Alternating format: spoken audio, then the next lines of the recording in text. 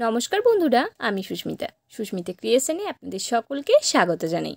আজকে আমি আপনাদের সাথে শেয়ার করছি একদম বিয়েবাড়ির স্টাইলে কিভাবে আনারসের চাটনি খুব সহজেই বাড়িতে বানিয়ে নেবেন।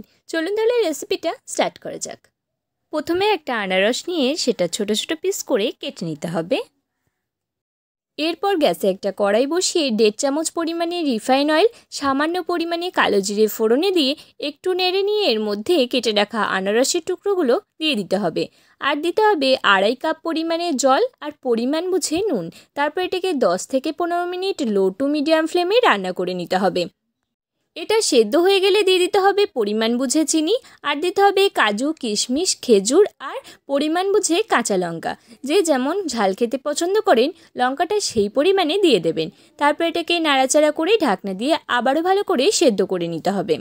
দেখতেই পাচ্ছেন কালারটা কতটা চেঞ্জ হয়ে এসেছে। এই সময় দিয়ে দিচ্ছি 2 চামচ পরিমাণে লেবুর রস।